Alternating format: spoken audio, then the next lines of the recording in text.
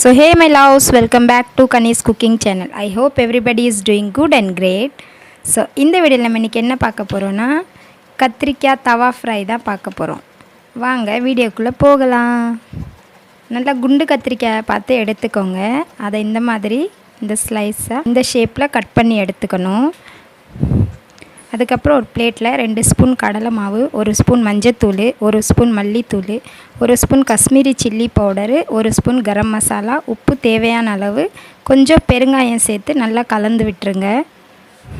அதுக்கப்புறம் நீங்கள் கட் பண்ணி வச்ச கத்திரிக்காயை ஒன்று ஒன்றா அது மேலே நல்லா ஸ்ப்ரெட் ஆகிற மாதிரி அப்ளை பண்ணிவிட்டு ஒரு 5 நிமிஷம் விட்டுருங்க.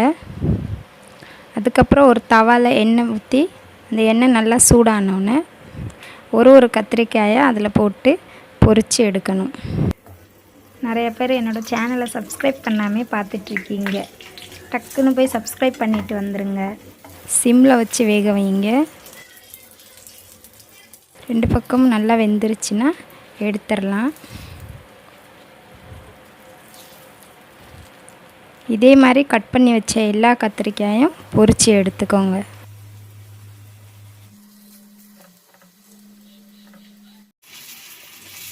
நமக்கு பிடிச்சவங்களுக்காக பார்த்து சமைக்கும் போது சுமாரான சமையல் கூட சூப்பராக இருக்கும். ஸோ இந்த வீடியோ உங்களுக்கு பிடிச்சிருந்தா லைக் பண்ணுங்கள், கமெண்ட் பண்ணுங்கள், சப்ஸ்கிரைப் பண்ணுங்கள், அந்த பெல் ஐக்கானை தட்டிட்டு போங்க.